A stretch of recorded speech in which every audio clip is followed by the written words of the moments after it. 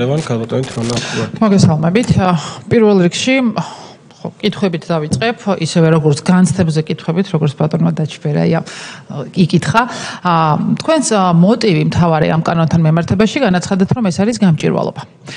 მიუხედავად იმისა, რომ იგივე ამერიკული კანონი ამ შემთხვევაში მიზანი კანონის მიღების არის ეროვნული უსაფრთხოება. ეხლა მაინტერესებს რატომ გადაწყვიტეთ გამჭვირვალობის მიზნით ამ კანონების ინიცირება ამ დროს, ამ ფორმით, როდესაც საქართველოს ელოდება კანდიდატის სტატუსის მინიჭებას. ჩვენ აქ პარლამენტში ვცდილობ, რომ 12 რეკომენდაცია შევასრულოთ, მაშინ როდესაც ევროკავშირი გვეუბნება, რომ 12 რეკომენდაციიდან 2-ს უშუალოდ არღვევს ეს კანონპროექტი, მე მესამეს დავუმატებ ჩემი მხრივ, რომ დეპოლარიზაციის კუთხით ეს კიდევ უფრო აუარესებს გამარებას, იმიტომ რომ რაც ხდება, როგორც საპარლამენტო კომიტეტის სთომის განხილვაზე, ისევე როგორც გარეთ, როდესაც ხალხი აპროტესტებს ამ ყველაფერს, მიუხედავად იმისა, რომ შეიძლება თავების რაოდენობით ეს არ იყოს თქვენთვის, ასე რომ ვთქვათ, საგულისხმო, ეს არის თუ არა ნაბიჯი დეპოლარიზაციისკენ, 12 რეკომენდაციის შესრულებისკენ თუ პირიქით. იმ ფონზე, როდესაც დასავლეთი ევროკავშირი, ევროკომისია, მათ შორის ის ელჩები, რომლებიც ქართულ ოცნებასთან მივიდნენ საგულისხმოა და არა თქვენთან, ხალხის ძალასთან, რომ ამ კანონპროექტის განხილვას კი დააზიანებდა ქვეყნის კანდიდატის სტატუსის საკითხს, არათუ შემდგომ უკვე დამტკიცება და თუ გამჭვირვალობა არის თქვენი გულწრფელი მიზანი, რაც ჩემთვის პირადად ვფიქრობ, რომ ეს არის ყალბი მიზანი, მაშინ რატომ არ წახვედეთ იმ გზით, რაც არის საგადასახადო კოდექსი, მათ შორის გრანტების შესახებ კანონი, ისევე როგორც ლობიზმის შესახებ კანონი, ჩვენ სამი კანონი გვაქვს, რითიც ეს ყველაფერი დარეგულირებულია. გადასარევად თქვენ იცით, რომ საგადასახადო სამსახურში ნებისმიერი გადარიცხვის შესახებ ინფორმაცია მიდის, ისევე როგორც გვაქვს გრანტების შესახებ კანონი, რითიც ნებისმიერი გრანტი, რომლის კონტრაქტიც ვეჭედ დასმული სველი მიდის საგადასახადო უწყებაში, ისევე როგორც პროექტის დირექტორის შესახებ და პროექტის შესახებ ინფორმაცია სახელმწიფოს ამ შემთხვევაში შეიძლება თქვენ არა, მაგრამ სახელმწიფოს ნამდვილად აქვს. ისევე როგორც ლობიზმის შესახებ, რომელიც 1966 წლიდან მოყოლებული ამერიკის შეერთებულ შტატებში მთავარი აქცენტი იყო აი იმ ფარას კანონმდებლობის, ხო? ალბათ დამეთანხმდებით წაკითხული გაქვთ ამერიკული კანონი. ამიტომ თქვენ რატომ არ წახვედეთ იმ გზით, თუ რეესტრი გინდოდათ, ასე რომ ვთქვათ, გამჭვირვალე საზოგადოდ, რომ საგადასახადო სამსახურს ქონოდა ის ინფორმაცია, რაც შედის ვებგვერდზე მასთან გამოქვეყნებული და ავალდებულოთ საგადასახადოს, რომ ის ინფორმაცია, რაც არის, დადოს მან ვებგვერდზე, რომ ყველა ადამიანს ქონდეს ამის უფლება. ისევე როგორც თქვენ, როგორც დეპუტატს, თუ ლაპარაკობთ გამჭვირვალობის ესეთი დიადი იდეიდან, მაშინ როდესაც ურსკულში მიექანება ჩვენი ევროპული და ევროატლანტიკური საგარეო კურსი, ისევე როგორც ჩვენი დემოკრატია თქვენი ინიცირებული კანონით. რატომ არ გაწუხებთ ის, რომ ანგარიშვალდებულება გამჭვირვალობის კუთხით სამთავრობო უწყებების არის ყველაზე საგანგაშო დაბალ დონეზე ქართული ოცნების მმართველობის, რომელსაც ინფორმაციის თავისუფლების განვითარების ინსტიტუტი ძალიან ესე ღიად მოგიწოდებთ. ისევე როგორც აგერ დეპუტატი ვარ და ამდენი ხანია სამინისტროებიდან წერილებს ველოდები სადეპუტატო კითხვაზე და პასუხს აღარ მაძლევენ.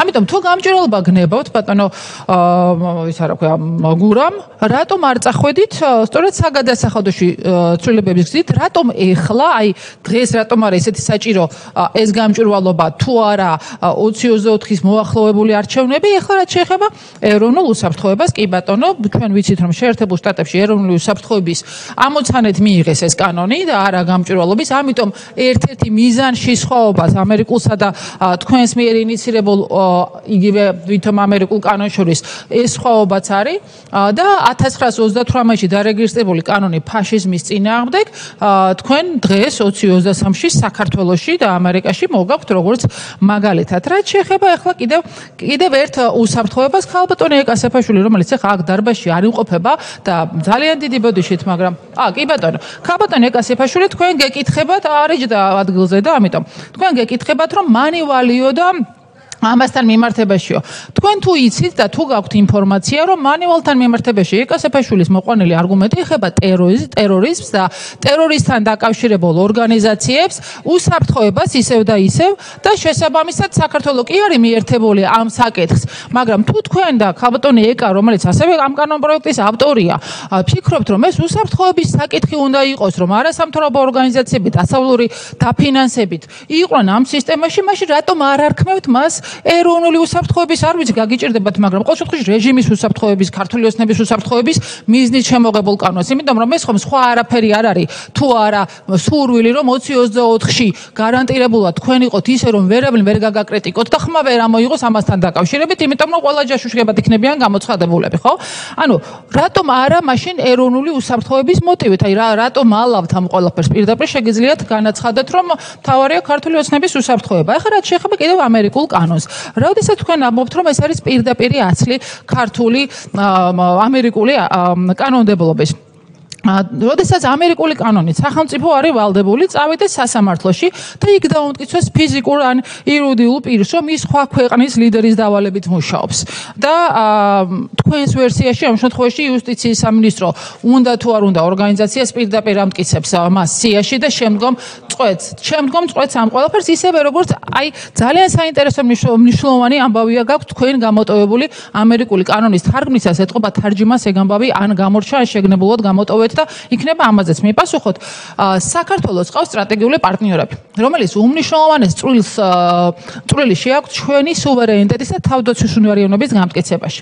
როდესაც თქვენ ამბობთ, რომ ეს არის ამერიკული კანონი პირდაპირ, შეერთებულ შტატებში იქ არის გამორიცხვა სტრატეგიული პარტნიორების და იმ ქვეყნების, რომელიც შეერთებული შტატების თავდაცვის უნარიანობის კონტექსტში და საგარეო კურსის კონტექსტში არის მნიშვნელოვანი. თქვენ ამ შემთხვევაში ვითომ გადმოკოპირებული კანონით მეუბნებით, რომ შეერთებული შტატები, რომელიც ჩვენს თავდაცვის ძალებს, ჯაველინებს აწვდის, სხვა შეიარაღებას, ისევე როგორც სხვა ჩვენი პარტნიორი ქვეყნები, აგერ დიდი ბრიტანეთი არის, ეგერ საფრანგეთი არის, ეს ყველა ამ შემთხვევაში არის მტერი. და როგორ გამოგრჩათ ეს ყველაფერი და როგორ ვერ ნახათ თქვენმა თარჯიმანმა, თუ თქვენ ეს კარგად წაიკითხეთ. და ბოლოს, ჩემთვის ყველაზე ძალიან მტკივნეული საკითხი არის, რაც მე ახლა მინდა ვთქვა და მე მაინტერესებს თქვენი პასუხი, იმიტომ რომ როდესაც საუბრობდით ქვეყნის ტერიტორიულ მთლიანობაზე, ოკუპაციაზე, თქვენ იგივე აზრზე იყავით, რაც მე. მაშინ, როდესაც ოკუპირებულ აფხაზეთში საკმაოდ მედგრად იბრძვის აფხაზური საზოგადოება რუსული კანონის წინააღმდეგ ინაგენტებს რო ეძახიან, რაც თქვენ შემდგომ უნდა წარმოადგინოთ, თვითონ ქართული კანონი რო არის, ამ დროს რუსულ-უნგრული ვერსია არის და ისინი არგუმენტად ამბობენ, რომ ეს კანონი დააზიანებს სამოქალაქო საზოგადოების და დემოკრატიის საკითხს ოკუპირებულ აფხაზეთში. აი ჩვენ რომ აქ პირველი რესპუბლიკის დარბაზში ვხედავთ ახლა აქ და ვამბობთ, რომ ჩვენ ვართ დამოუკიდებელი და თავისუფალი საქართველო, რაც თავარია დამოუკიდებელი ჩვენ საშინაო და საგარეო პოლიტიკურ გადაწყვეტილებებში. რითი უხსნით თქვენ აფხაზებს, რომლებიც იბრძვიან იმისთვის, რომ რუსული კანონის ასლი არ მიიღონ, იმას, რომ დამოუკიდებელი თბილისი იღებს იმ კანონს, რასაც ოკუპირებული აფხაზეთი ამას უპირისპირდება. ან რა პასუხს აძლევთ მაგალითად ხალბატონ ლია ჩლაჩიძეს, რომელიც ერგენეთში ცხოვრობს ზედ გამყოფ ხაზთან, საოკუპაციო ხაზის, რომელმაც თავისი დაანგრეული სახლი სწორედ დასავლური გრანტებით გაარემონტა და იქ აქვს ოკუპაციის მუზეუმი. ხო უნდა მექნება რომ მიხვიდეთ და ნახოთ ეს მუზეუმი. ისევე როგორც რას ეტყვით ბატონ მაგალითად ძალიან ბევრ ორგანიზაციას, ხალბატონ იულია ხარაშვილს, რომელიც წლებია საოკუპაციო ხაზთან ეხმარება ქალებს, რომლებიც საკმაოდ ძიმე მდგომარეობაში არიან, ხშირად უყურადღებოდ არიან ხელისუფლების მხრიდან და მათ ეხმარება დასავლური გრანტები და ამ ვითარებაში თქვენ როგორ ფიქრობთ? აი ამ პროცესში ეს ყველაფერი აძლიერებს თუ ასუსტებს რუსეთის ინტერესს, რომელსაც სურს საქართველოს სუვერენიტეტის საბოლოო ჯამში მიტაცება და რომელსაც სურს რომ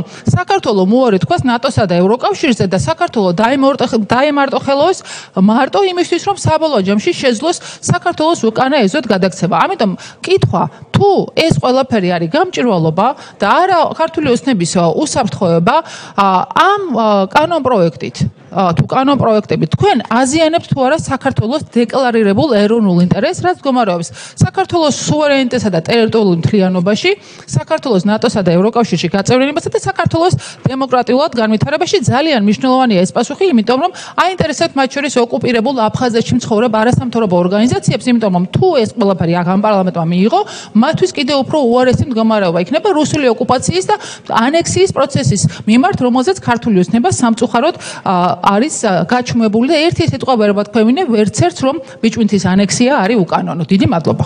მადლობა ქალბატონო თეონა. ბატონი არმაზი იყო, ბატონი ირაკლი ჩიქოვანი, ბატონი ფრიდონი, ბატონი რატი და შემდგომ ბატონი ვახა.